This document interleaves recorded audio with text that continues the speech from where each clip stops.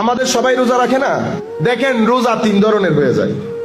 কেউ রোজা রাখে ওই ফজর থেকে বিকাল পর্যন্ত না খেয়ে থাকা, কিন্তু প্রিপারেশন যে শুরু হয় 3টার পর থেকে ইফতারি, তাইলে আমি খাচ্ছি না ঠিকই, কিন্তু খাদ্যের প্রতি আমার চরম লোভ কাজ করে, অ্যাট্রাকশন কাজ করে ইফতারের প্রতি।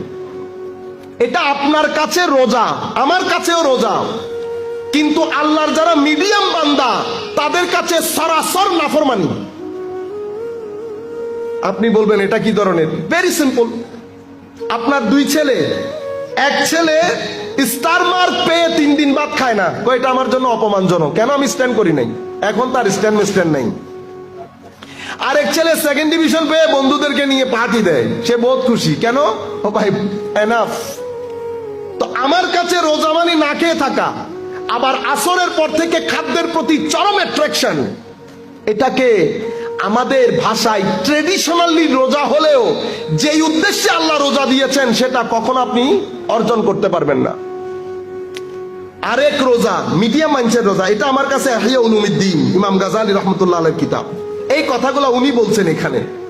কবে এটা আরেক ধরনের লোকের রোজা, উনারা খাদ্যদ্রব্য থেকে তো মানে নিজেকে বিরত রাখেন, সাথে সাথে আল্লাহ যে পঞ্চ ইন্দ্রিয় দিয়েছেন, হাত, চোখ, মুখ, জিহ্বা, এর পরবর্তীতে নাক, এই পঞ্চ ইন্দ্রিয়কে এমন প্রত্যেক কাজ থেকে বিরত রাখা যেটা আল্লাহ আল্লাহ রসুল অপছন্দ করেন, এটা তাদের রোজা। তাদের কাছে আমার কাছে রোজা ভেঙে যাওয়া মানে পানি আর কোনো কিছু মুখের ভিতরে ঢুকে যাওয়া, এটা আমার রোজা ভঙ্গের কারণ। তাদের কাছে রোজা ভঙ্গের কারণ হচ্ছে কেউ গীবত করছে, সে সেটা মহব্বত নিয়ে শুনেছে, এটা তাদের কাছে রোজা ভঙ্গের কারণ। এটার মাধ্যমে তারা মনে করে ইফতার হয়ে গেছে। ফারাক দেখছেন দুইজনের রোজা। আরেকজনের রোজা দেখেন, যাদের নামে ট্রাস্ট হুজুর সৈয়দ জিয়াউল হক মজবন্দারি রহমতুল্লাহ তাআলা আলাইহি, ওনাদের রোজা পেটকে খাদ্যদ্রব্য থেকে দূরে রাখবো, পঞ্চ ইন্দ্রিয়কে আমার আল্লাহ নারাজ হয় এমন প্রত্যেক জিনিস থেকে বাইরে রাখবো, আর আমার ভিতরকে আল্লাহ ছাড়া সবকিছু থেকে খালি করব, এটার নাম রোজা। আমাদের কাছে পেটকে খাদ্যদ্রব্য থেকে খালি করার নাম রোজা, তাদের রোজা হচ্ছে পেট, কলব, অন্তঃকরণ সবকিছুকে আল্লাহ রাব্বুল আলামিন থেকে খালি করার নাম রোজা। তাদের ভিতরে যদি আর কিছুর চিন্তা চলে আসে তো এটা তারা রোজা ভঙ্গের কারণ মনে করে। কত ফারাক চলে আসে রোজার মধ্যে। কেন? এই রোজাটা আল্লাহ আমাদেরকে যে উদ্দেশ্যে দিয়েছেন, আমি আপনাদেরকে প্রথমে বলেছি, পরবর্তী প্রশ্নের উত্তরে আপনি পরবর্তীতে আসছে। রোজাটা কেন দিয়েছেন? এই যে আমরা বলি আত্মশুদ্ধি, সংযত হওয়া, রোজা দিয়েছেন এই কারণে, কারণ এই নফসকে আপনি কন্ট্রোল করার অন্যতম মাধ্যম হচ্ছে অভুক্ত থাকা, দীর্ঘ সময় পর্যন্ত না খেয়ে থাকা। আপনি ভিতরের নফসকে আর কোনোভাবে কাবুতে আনতে পারবেন না, শুধুমাত্র খিদা দিয়ে। সেই জন্য সমস্ত আল্লাহর ওয়ালিদেরকে যখন জিজ্ঞেস করা হতো আপনারা নফসকে কাবু করেছেন কেমনে, সকলের উত্তর ছিল রোজার মাধ্যমে। সেই কারণে আমাদের ছেলেরা জিন্দেগিতে তাহাজ্জুদ না তো পঞ্জেগানা নামাজ পড়ে নাই, এমন ছেলের মাথা থেকে টুপি পড়ে না রমজান আসলে। কেন? কারণ হচ্ছে এমনিতে রমজানের একটা বরকত আছে, কিন্তু রোজার কারণে নফস যখন দুর্বল হয়ে যায়, কলব রূহ শক্তিশালী হয়ে যায়। রূহ যখন শক্তিশালী হয় তো রুর মালিকের দিকে ছুটতে থাকে। সেই কারণে মাথা থেকে টুপি পড়ে না, পাঞ্জেগানা নামাজ বাজামাতে হয়, কষ্ট করে করে কোরআন শিখতে চেষ্টা করে, 20 রাকাত তারাবির নামাজ আদায় করে, পুরা 30 দিন একটা মাহলের মধ্যে থাকে। কেন? নফস দুর্বল থেকে দুর্বলতর হতে যায় রোজার মাধ্যমে। সেই কারণে শুধু মুসলমানদের মধ্যে না, পৃথিবীর সকল ধর্মের মানুষ আধ্যাত্মিক উন্নয়নের জন্য রোজাকে সবচেয়ে বড় অস্ত্র হিসেবে গ্রহণ করে। আমি আপনাদেরকে এই তো পূর্বে বলেছি কিনা জানি না, ফ্রান্সের একজন অনেক বড় দার্শনিক এবং বৈজ্ঞানিক, অনেক বড় রিসার্চ স্কলার, ওনার নাম সোফার আমার মনে আমি যদি মিস্টেক না করি, ডক্টর জোফ্রে। উনি একটা বই লিখেছেন, দি ফাস্টিং।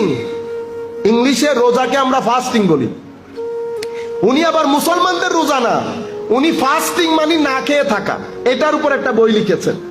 সেই বইয়ের কনক্লুড করতে গিয়ে উনি বলছেন, ওনার কনক্লুডিং রিমার্কস হচ্ছে, পৃথিবীতে সমস্ত সৃষ্টি একটা নির্দিষ্ট সময় পর্যন্ত রোজা থাকে।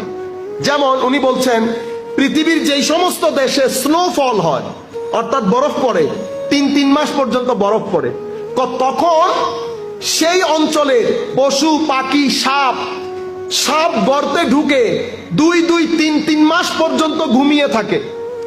এই ঘুমিয়ে থাকাকে হাইবারনেশন বলে, এই যে 3 মাস পর্যন্ত ঘুমিয়ে থাকা। তো উনি বলছেন সাপ 3 মাস পর্যন্ত না খেয়ে ঘুমিয়ে থাকে, সাপ কিন্তু মারা যায় না। যখন আবার বরফ পড়া শেষ হয়, সাপ নতুন যৌবন নিয়ে, একেবারে নতুন শরীর, নতুন গঠন নিয়ে সে আবার জীবন শুরু করে। গাছপালা তারা তাদের খাদ্যদ্রব্য থেকে বঞ্চিত হয় 2-3 মাস। তো উনি এই কথাগুলা বলে, উনি বলছেন আমি অনেক সৃষ্টি নিয়ে গবেষণা করে দেখেছি, প্রত্যেক সৃষ্টির মধ্যে রোজার কনসেপ্ট আছে, এবং এই রোজার কনসেপ্ট, এই রোজাটা তাদেরকে বিভিন্নভাবে শক্তিশালী করে।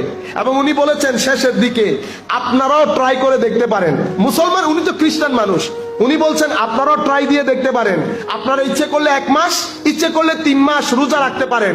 উনি বলছেন একজন দার্শনিক এবং বৈজ্ঞানিক হিসেবে আমি আপনাদেরকে বলবো, আপনি প্রায় 82টা রোগ, यानी 82 টাইপস অফ ডিজিজেস, 82 ধরনের রোগ থেকে কোনো ওষুধপত্র ছাড়া আপনি মুক্তি পেয়ে যাবেন শুধু রোজার বদৌলতে।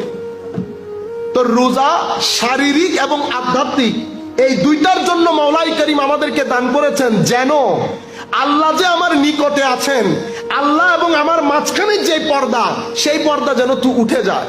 কিন্তু আমার রোজার মাধ্যমে আমি সেটা করতে পারছি না, কারণ আমারটা সংযম হচ্ছে না, আমারটা ক্ষুধার্ত থাকা হচ্ছে, একটা নির্দিষ্ট সময় পর্যন্ত ক্ষুধার্ত থাকা, অতঃপর আমি পুরা দিনেরটা মাগরিবের পরে তুলে নেওয়া, এটা রোজা হয় না। এটা রোজার সাথে আপনি মনে করতে পারেন রোজার সাথে কৌতুক করার শামিল হয়। আমাদের মধ্যে বোধহয় একটা পরিবর্তন আসা দরকার। আপনি যদি আধ্যাত্মিক সাইড নাও দেখেন, আপনি যদি শুধু শারীরিক ভাবে বিবেচনা করেন, তো আমাদেরটা শারীরিক ভাবেও অনেক ক্ষতির কারণ। সুতরাং আমরা রোজাকে সংযমের মাস হিসেবেই গ্রহণ করি। আমরা আসরের পর থেকে প্রিপারেশনে লেগে না যাই। আমাদের মা বোনের, আমরা নিজেরাও দেখেছি ছোট কালে, এই যে আমার মা আসরের পর থেকে লেগে গেছে, হাইরে পেঁয়াজু, হাইরে বেগুনি, বানাইতে বানাইতে পেঁয়াজু বেগুনির কোনো শেষ নাই। আরো ছেলের এক ডিমান্ড, মেয়ের আরেক ডিমান্ড ফুলফিল করতে করতে বেচারি এশারের নামাজের পরে, উনিও তো মানুষ, আর দিল করে নামাজ পড়তে, তো উনি কি করেন, কোন রকম এশা, কোন রকম তারাবি একটু আটটু করে শুয়ে যান। কাজটা হলো রমজান তো ওনার উপর এসেছে, সেই কারণে আপনারা লিস্ট গুলাকে ছোট করেন, এবং ঘরের মধ্যে যদি কাজ করার লোক থাকে তাদেরকেও আপনারা রমজানের সুযোগ দেবেন। তারাও মানুষ, তারাও আল্লাহর বান্দা। আমি একটা কথা আপনাদেরকে বলি, ইট্টি মারলে পাটকেলটি খেতে হবে।